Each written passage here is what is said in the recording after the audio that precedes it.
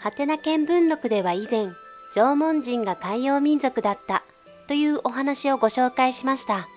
縄文人の遺跡から日本列島各地の鉱物が見つかっていたり、各地から縄文時代の丸木舟が出土していることから、高度な海洋技術を持っていたと考えられている縄文人ですが、縄文人の痕跡は日本国内だけでなく、日本列島の外でも見られるのです。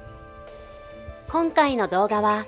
海外で発見される縄文人の痕跡から見る歴史背景と、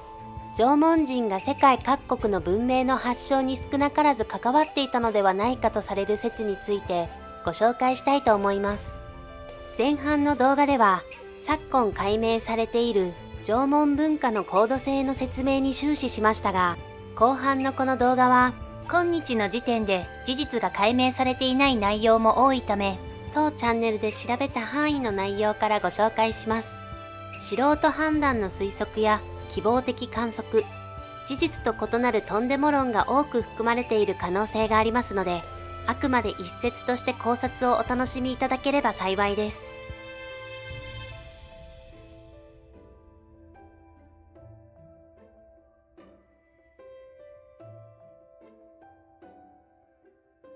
縄文時代の人口は、縄文中期には約26万人まで増加した後、晩期を迎えるにつれてわずか約7万人になるなど、急激な減少が起こっています。その要因に、今から7300年前頃に起こったとされる九州地方の機械カルデラの大噴火をはじめとする火山活動や、その後の東日本での寒冷化、乾燥化による食料不足が挙げられています。日本神話に登場する天照大神の天の岩戸隠れも、日食説の他に機械カルデラ大噴火説もあるほどで、この頃九州南部は壊滅的な被害に遭い、降灰の影響で日光も遮られるため、作物も育たず人が住めるような状態ではなくなったと言われています。そのため、当時の縄文人は日本列島を離れ、安寧の地を求めて様々な自然の脅威と戦い、知恵を蓄え、技術を磨いて世界各地に渡ったと言われているのです。それでは、彼らは一体どこへ向かったのでしょうか。それまで平和に暮らしていた縄文人が日本列島を離れ、各大陸へと渡った後、世界では最古の文明と呼ばれるシュメールなどをはじめとした古代文明が起こっています。そのことからも、縄文人が世界中を旅をし、世界各地の古代文明を起こしたのではないか、という意見も多く見受けられます。今のところは残念ながら、まだ推測の域を出ない状態が続いていますが、高度な技術を持ち合わせていた縄文人が世界に渡ったことで、文化的化学反応が起こったのかもしれません。それに、縄文時代が少なくとも16,500年前から続いていたのだとすれば、その痕跡が残っていない方が不自然にも思えますよね。そして実際に古代日本人の痕跡が報告されているのです。日本国内では神社や神域でたくさんのペトログリフが発見されています。ペトログリフとは古代人が岩石に刻んだ文字や文様のことです。発見されたペトログリフは6500年前のものとみられ、縄文時代にはすでに文字を使う人々が日本列島にいたとされる説も存在します。当チャンネルでも以前ご紹介した押して文字もその一種ですね。発見された文字にはシュメール、バビロニア文字の要素も見られました。通説では文字を持った民族が外から入ってきて日本のペトログリフを残したと言われていましたが、シュメール文明が栄えていたのは奪い時を含むと約7000年前から4000年前。諸説ありますが、シュメール文字とされるくさび型文字やその他の甲骨文字などの元となったのがペトログリフに刻まれた古代日本文字であると言われていることに鑑みても、縄文人からシュメール人へ文字が伝播されたという可能性もあるのかもしれませんね。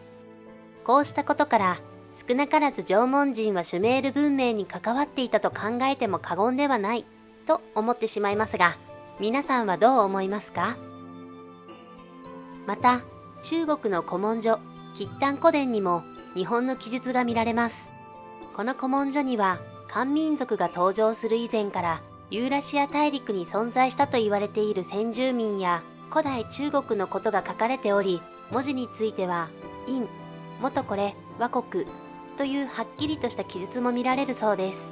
殷は考古学的に実在が確認されている中では、中国最古と言われている紀元前17世紀頃に成立した王朝です。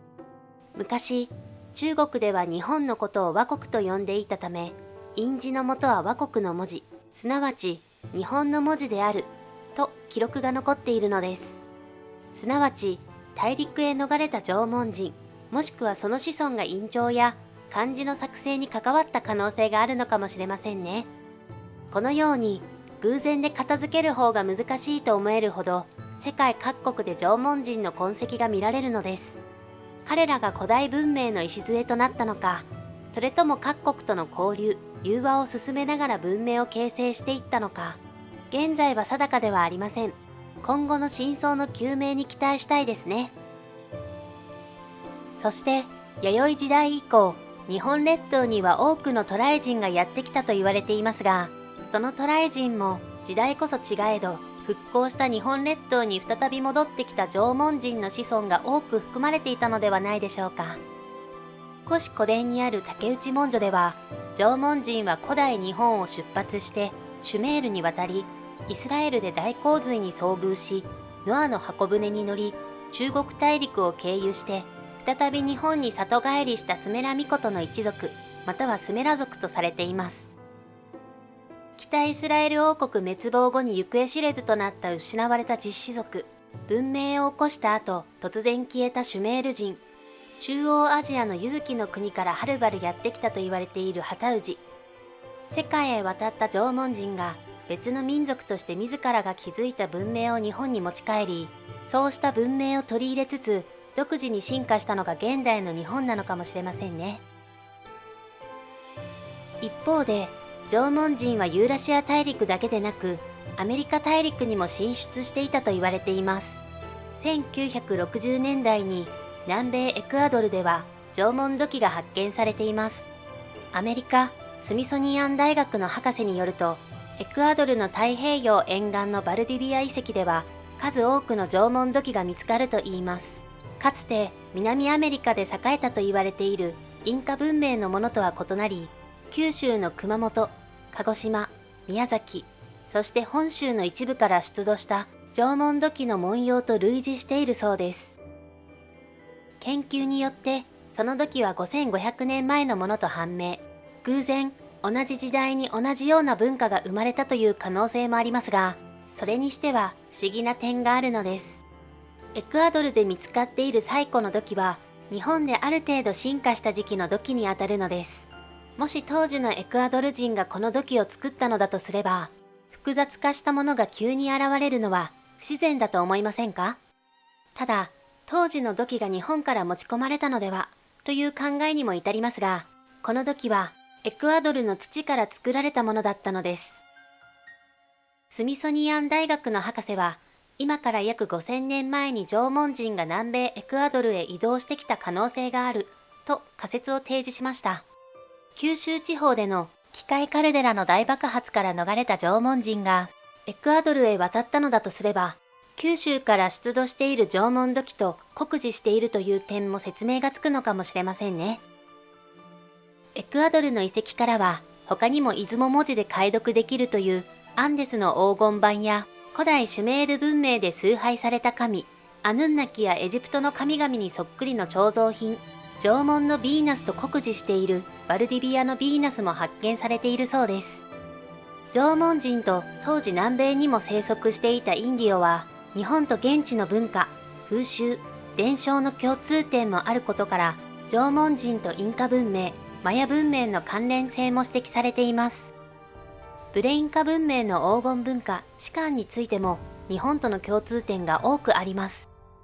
シカンについては今後ご紹介予定なので、興味がある方はぜひご覧くださいね。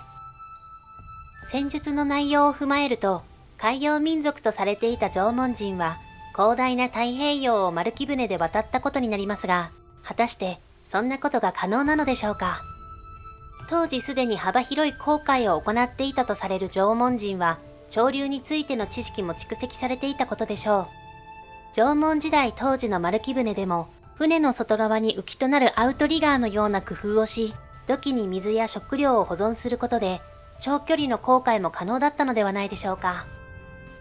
距離があるとはいえ、縄文人も潮流に乗って南米まで航海、あるいは漂着していた可能性もあるのかもしれませんね。いかがでしたか？縄文人に関する説としては、他にも約1万2000年前まで太平洋上に存在したというムー大陸やアトランティスとの関連性を指摘する説や、縄文人と文明のルーツは現在は海底に沈んでいる東南アジアフィリピン沖のスンダランドが起源であるとする説もあります。その他にもポリネシアの海洋民族であったラピュタ人との類似性についてなど噂がつきません。縄文人には謎が多く、まだまだご紹介しきれないほどのミステリーが眠っています。実は動画の分数の関係上、掘り下げてご紹介できなかった話も多くあります。はてな見聞録では、今後も縄文人の軌跡や関連性があるものについてご紹介していきたいと思います。縄文時代の研究は現在も続けられており、今年だけでも土器や顔料の発見、昨年5月には北海道礼文島の船舶遺跡から出土した3800年前の縄文人の全ゲノムを高精度で解読したとされる発表があるなど、多くの研究成果が報告されているようです。今から1万年以上も前のことが少しずつでも明らかになっているってすごいことですよね。現代を生きる私たちは物的証拠から推測し、過去を想像することしかできません。日本にも噴書工樹があり、危機が唯一の生死とされている現在、消されてしまった真実や真相究明に至ると都合が悪い国や団体も多くいるのだと思います。それでもなお、私たち日本人のルーツが解明されることを願わずにはいられません。今後の新たな発見を楽しみに待ちたいものですね。